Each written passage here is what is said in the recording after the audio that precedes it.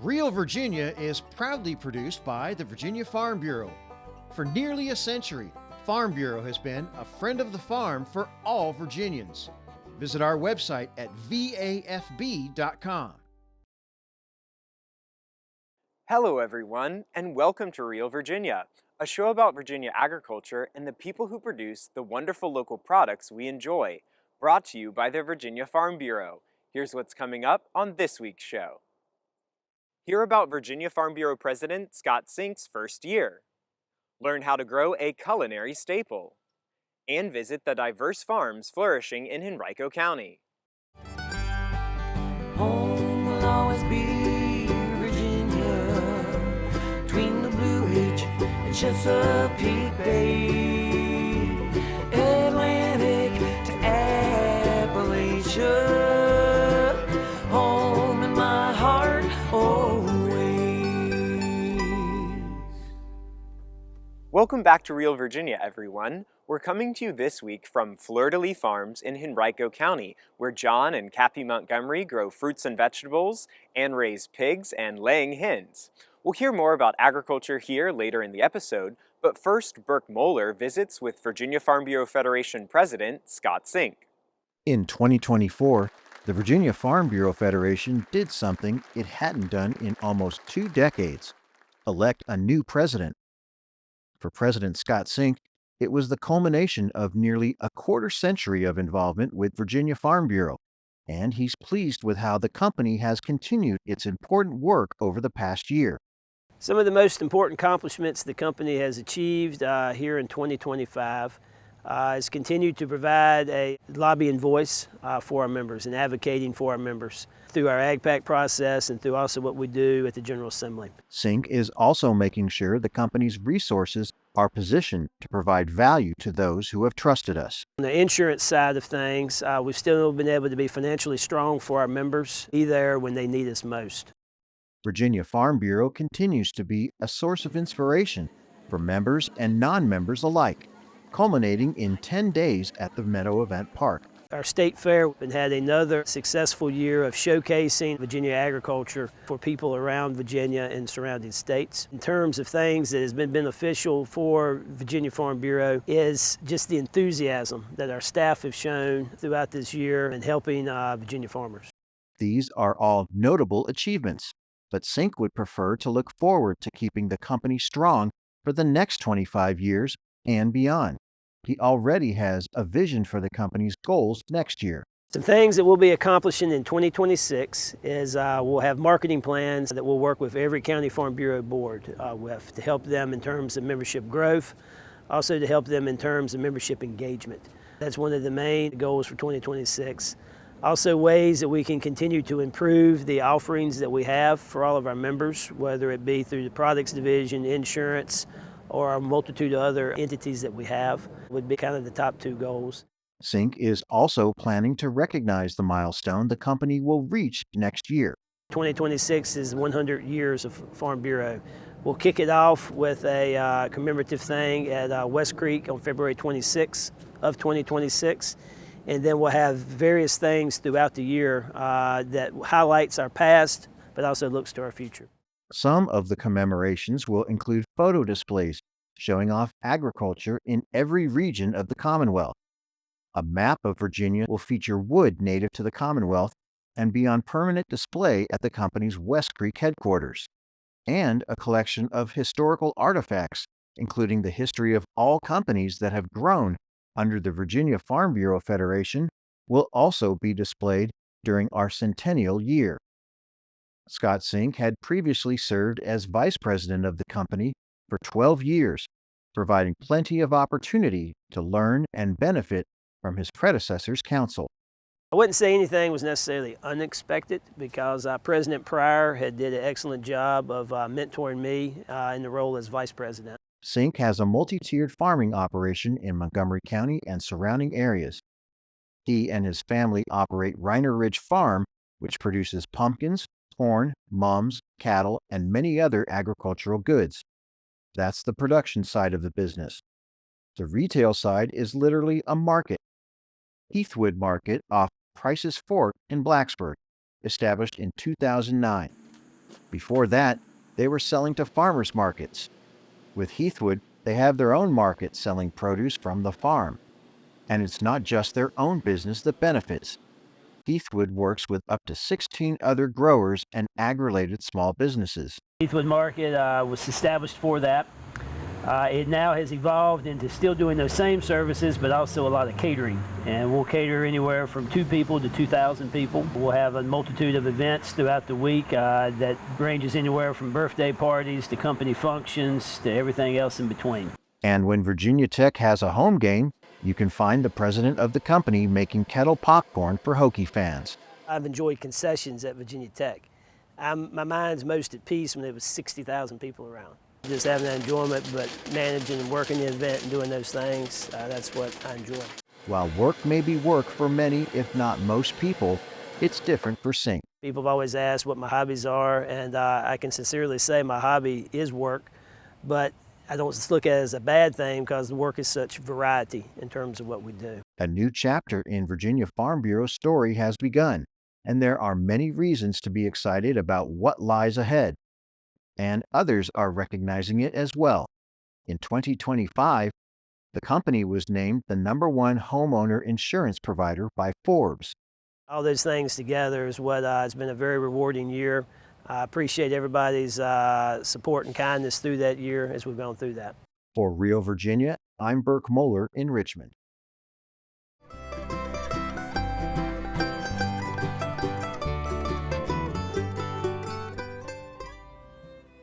The Virginia Farm Bureau has had 13 presidents since its founding in 1926. President Scott Sink was elected to a 2-year term in 2024. That same year, Robert Mills was elected vice president for a 2-year term. Sink succeeds Wayne Pryor, who was elected president in 2006. I'm Ed Olson with From the Ground Up. Today we're going to be talking about planting garlic in the home garden. Stay with us. A staple of cooking the world over, garlic can be used raw, cooked, sautéed, or roasted in a variety of dishes. But first, Ed Olson with Virginia Cooperative Extension shows us how to grow garlic from the ground up.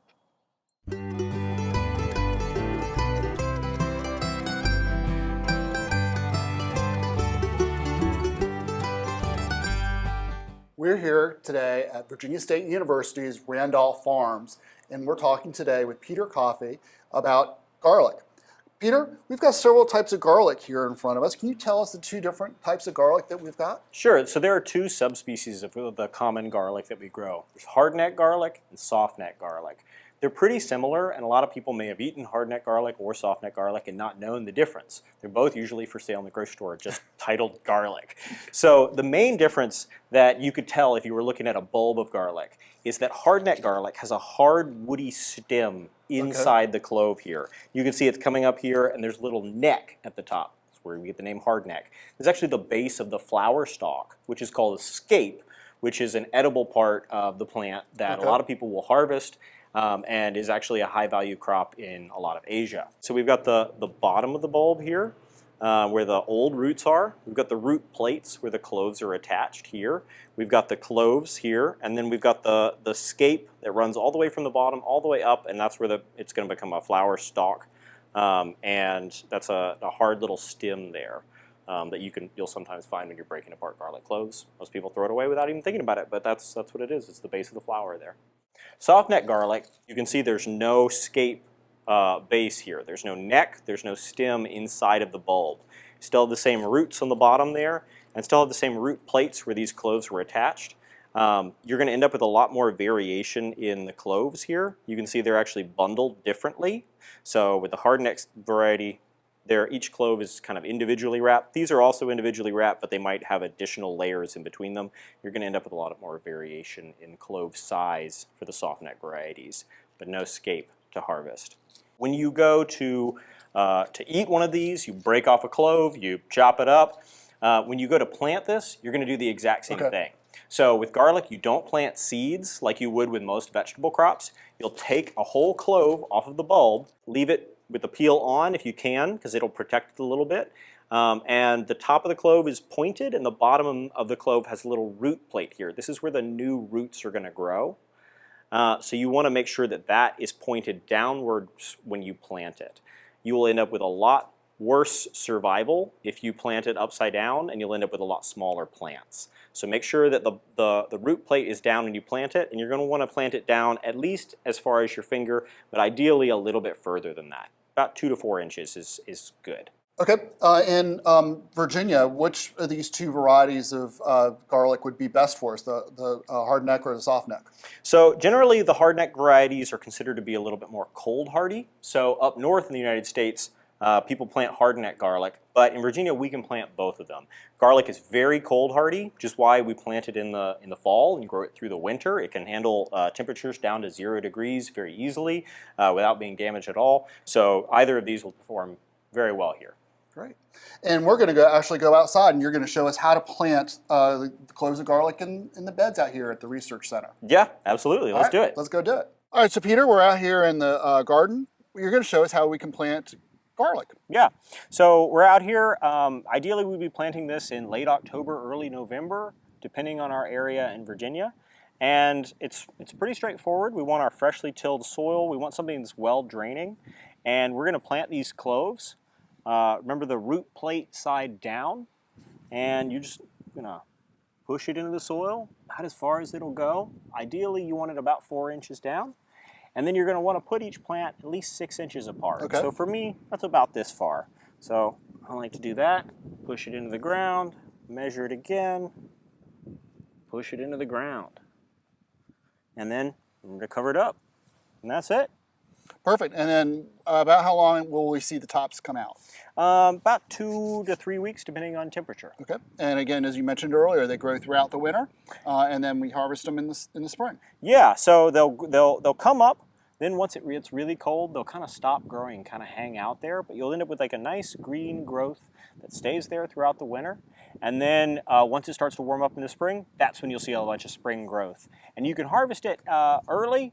But you shouldn't be. If you want to get nice dry bulbs, you should harvest them late. Once about half the leaves have dried up, Okay. That's when you want to harvest. Peter, thank you so much for taking time today to talk to us about how to grow garlic in the home garden. My pleasure. For more information about how to grow garlic, contact a local extension office and talk to a master gardener. For From the Ground Up, I'm Ed Olson. See you next time. Hi, I'm Chef Tammy Brawley. Coming up on Heart of the Home, pumpkin ravioli with a sage brown butter. We hope you'll stay with us. Looking for a way to spruce up your holiday gathering and use some extra pumpkin? Chef Tammy Brawley shows us how to make a delicious pumpkin ravioli with sage brown butter from the Heart of the Home.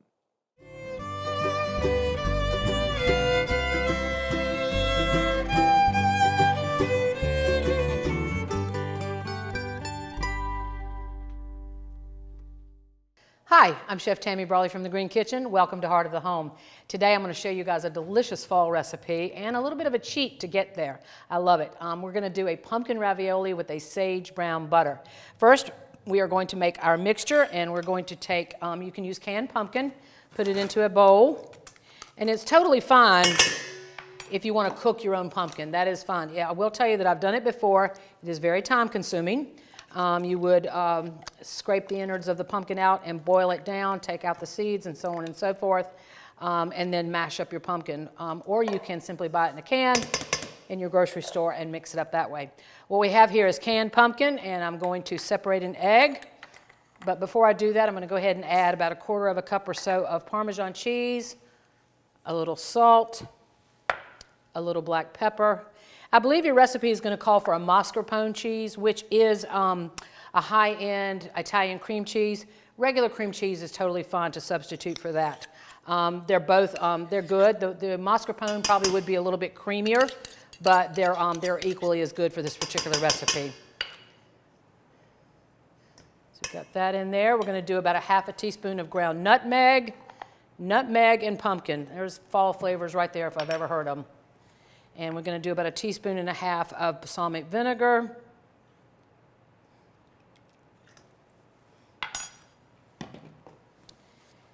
Going to go ahead and squeeze in 1 teaspoon or so of lime juice. So we've got about 1 teaspoon or so of lime juice in our mixture. In the meantime, while we are getting this mixed up, I've actually got some butter melting on my stove here, and we're making a sage butter. I've got sage that I've reserved from my own garden and let it dry. I melted a stick of butter. It's starting to turn brown, as you can see. Absolutely, you can smell it. It's wonderful. This is actually going to toast those sage leaves, and we're going to serve it over top of the ravioli when they're done. So we're going to separate our egg. We want the yolk in the mixture, and we want the white for when we seal the raviolis. I like to do what I call hand-to-hand combat when we separate an egg. Just want to open that up. We want the white to go in one part of the bowl. There we go. And we want the yolk to go into our mixture. So we're going to mix everything together.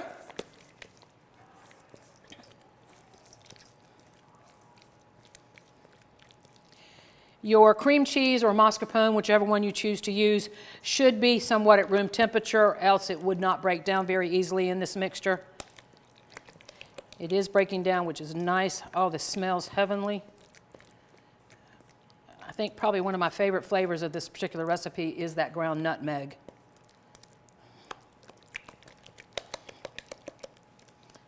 All right, now for that little cheat that I mentioned there at the beginning.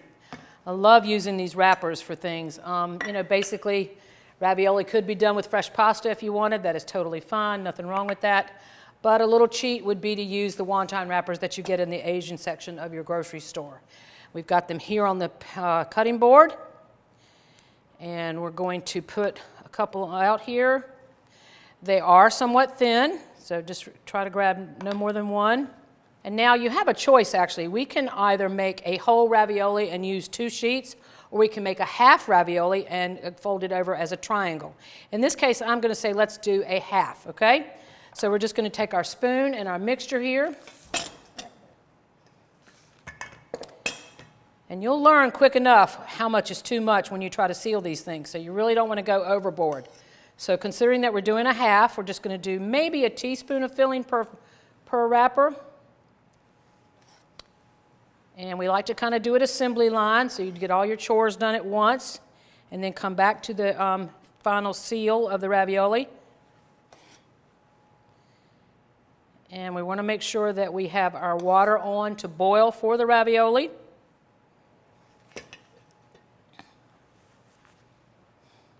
So now that I've got the filling in the middle, I'm going to take our egg white that we saved, and we're just going to whip it up a little bit with a fork. You know, I've been a chef for over 20 years, and I still use a fork to whip up an egg as opposed to a whisk. And we're going to take a little basting brush.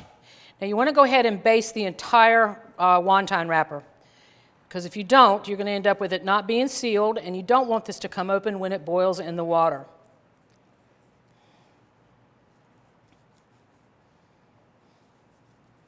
And you want to have a plastic lined sheet tray waiting for you. And you want to go ahead and bring one corner over. You can pick it up very gently and start to seal it. Using your fingertips, just go around and push all the air out. And you can see the filling right in the middle. Be careful if you have fingernails, because it will pierce those wrappers very easily. The key was to make sure that you've brushed the entire wrapper with that egg white. Lay it on your plastic tray, let your water come to a boil, and then you're going to have ravioli. All right, and now our raviolis are sealed. We brushed each wonton wrapper with the egg white, put our filling into the middle there, and our water is boiling, so we're going to come over and drop a few in. These only take about 2 to 3 minutes, guys, so they won't take very long at all, and they're going to float to the top. I'm going to drop them in very gently. You don't want to grab a handful by any means. I'm going to drop in about 6 or so. Let those cook. Now, as you could see from the recipe, it made quite a bit of filling. I have actually made these before and froze that filling instead of using it all. Or you could actually make the wontons as well, the raviolis, and freeze them on a sheet tray with plastic. Just make sure they don't touch each other, and then because when they thaw out, they will stick together. So while the rest of them are cooking there, we've got our delicious sage brown butter that we're now going to top that ravioli with. When I serve this, I always encourage people to taste that sage. That toasted flavor is absolutely incredible. And if you're growing sage in your garden, what a great way to use this. It's perfect. That delicious brown butter. Oh, I wish you guys could smell this.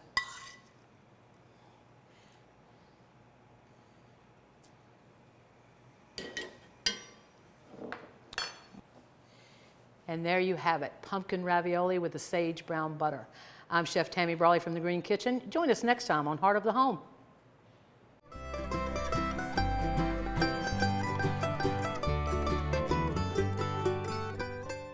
Pumpkins are Halloween's favorite decorations, but they're also delicious.